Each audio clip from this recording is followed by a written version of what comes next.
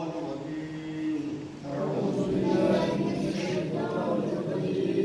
بسم الله الرحمن الرحيم. قالوا سبحانك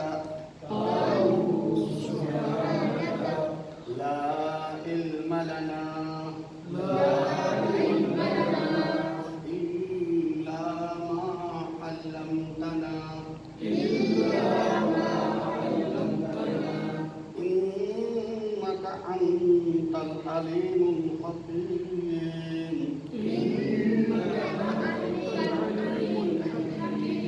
آمنت بالله صدق الله العظيم.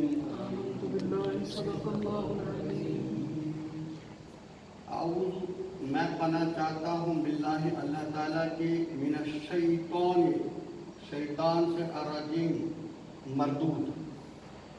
بسم اللہ اللہ کے نام سے الرحمن جو مہربان ہے نہایت مہربان ہے الرحیم رحم فرمانے والا ہے. قالوا انہوں نے کہا سبحانک پاک ہے تیری ذات لا علم لنا ہمیں علم نہیں ہے الا مگر ما علمتنا جو تو نے ہمیں سکھایا انک انت العلیم الحکیم بے شک تو حکمت والا ہے علم والا ہے اور حکمت والا ہے.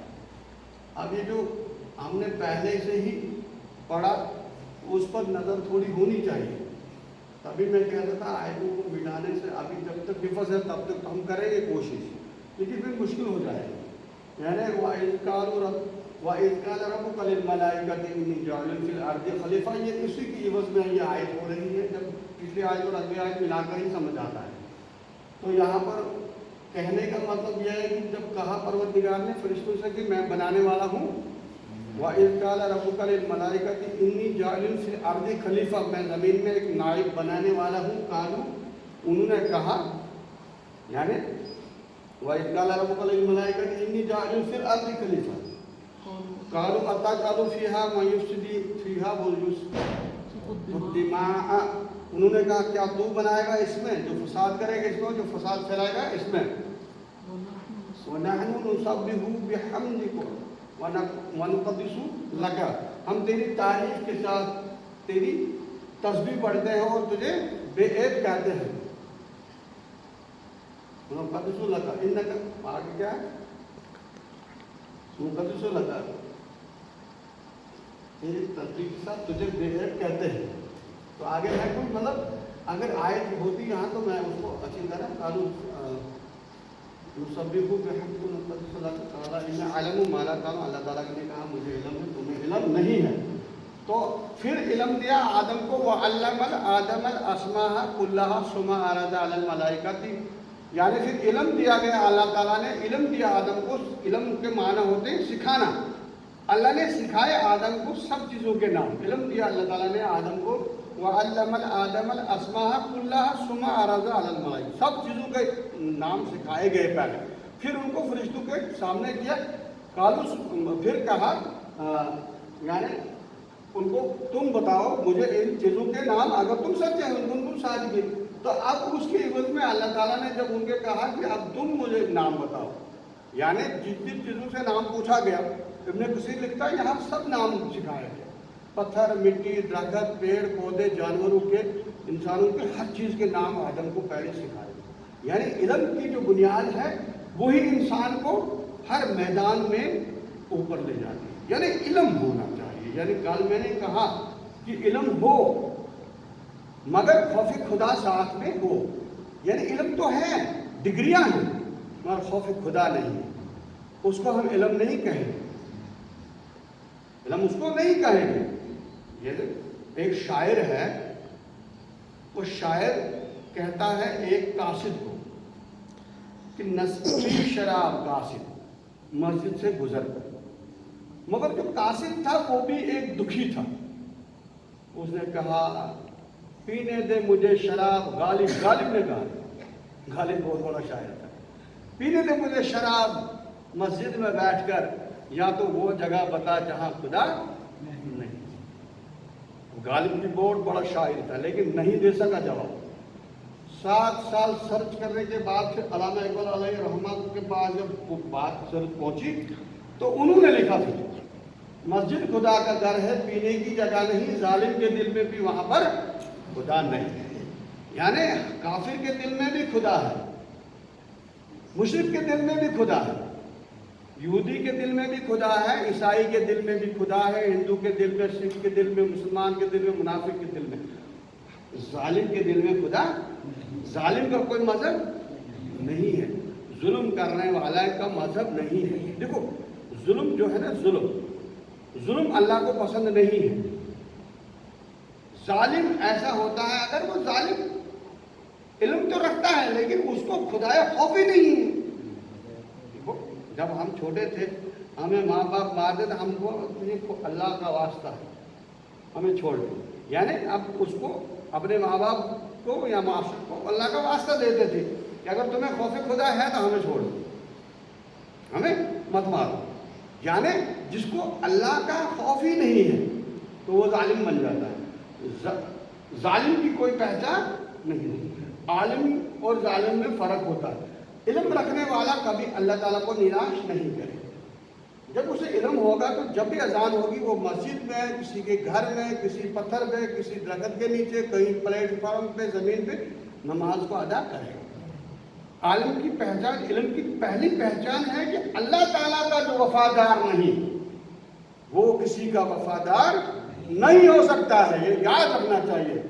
اللہ تعالیٰ کی اذان کا لبیک ایک تو منہ سے کرنا ہے کہ جب اللہ اکبر پڑھا جائے اس کا جواب دو اللہ اکبر, اشہد اللہ الہ الا اللہ پڑھا جائے اب بھی اشہد اللہ الہ الا اللہ پڑھو, اشہد ان محمد رسول اللہ پڑھا اب صلی اللہ علیہ وسلم پڑھو, حی علی الصلاۃ حی علی الفلاح کی لا حول ولا قوت الا باللہ پڑھو, اللہ اکبر کی جگہ اللہ اکبر پڑھو, لا الہ الا اللہ محمد رسول اللہ, اس کے بعد دعا پڑھو اللہم رب هذه الدعوة, یہ پوری دعا پڑھو, درود شریف پڑھو.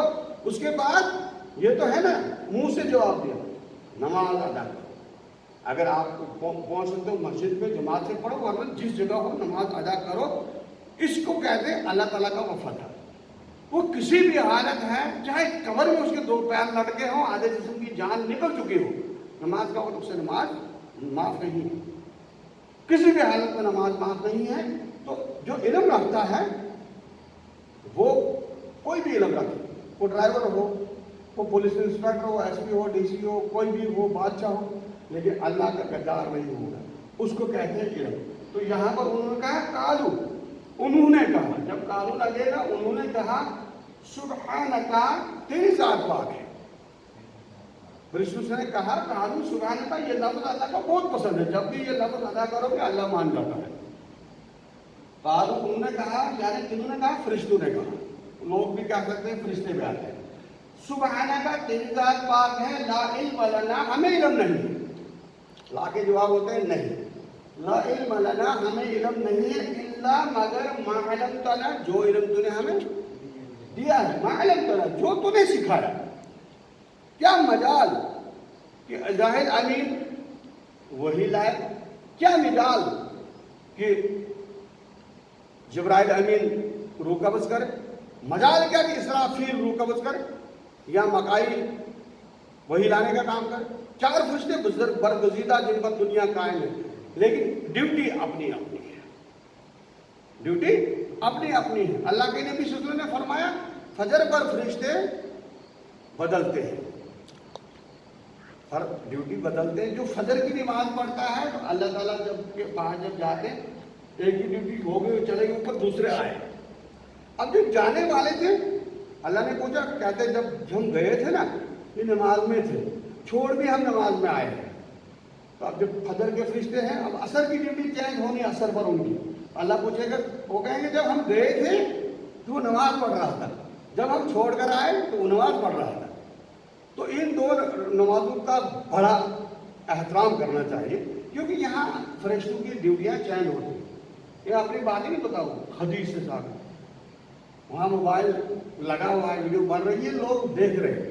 میں کوئی ایسی بات تو کروں گا نہیں جو میں اپنی بتاؤں, کیونکہ لوگوں نے دیکھنا ہے نا. کل مجھے سوال بھی کر سکتے ہیں کہ یہ وہ मिंबर पर बैठ कर डुगडुगी वाला नाच हम नहीं नाचते। आपका भी वक्त कीमती है, मेरा वक्त भी कीमती है, और मैं कुरान बता रहा हूँ। तो उन्होंने क्या कहा, हमें इल्म नहीं है, जो इल्म तूने हमें सिखाया तो वही इल्म हमारे पास है, क्योंकि इन्नका अंतल अलीमुल हकीम, बेशक तू इल्म रखने वाला और हिकमत वाला है। हिकमत वाला कौन है? अल्लाह। ये बड़ी सिफातें हैं अल्लाह की। इल्म रखने वाला कौन है? वो अल्लाह है। और हिकमत वाला कौन है? आलिम कोई हो नहीं सकता है अल्लाह के मुकाबले, और हिकमत किसी के पास हो नहीं सकती है अल्लाह के मुकाबले में। और हमें कहाँ इल्म मिलेगा? अल्लाह के कुरान से। और हिकमत कहाँ मिलेगी? अल्लाह के कुरान से, और उसके बाद अल्लाह के नबी से। ये दो बातें जहन में रखनी चाहिए। कुरान और नबी से बढ़कर हिकमत हमें कोई बताने वाला नहीं है। यानी जो कुरान पढ़ता है उसकी हिकमत के बाहर नहीं जाना चाहिए। हमेशा याद रखना चाहिए, कुरान पढ़ने वाला और हदीस पढ़ने वाला, उसकी हिकमत से बड़ी हिकमत किसी की हो नहीं सकती, क्योंकि उसने सीखा कहाँ से है? उसने कुरान से हिकमत भी सीखी है। क्योंकि अल्लाह ताला आगे जब चलोगे ना, बराबर आपको पता चलेगा कि किस तरह से पैगंबरों ने हिकमत सिखाकर इंसानों को पाक किया है। वही ज़क्कीहिम वही अल्लिमुल किताब वल हिकमत, आगे आएंगे आयतें। तो अल्लाह ताला से दुआ है वो कहने सुनने से ज़्यादा अमल करने की तौफीक अता फरमाए।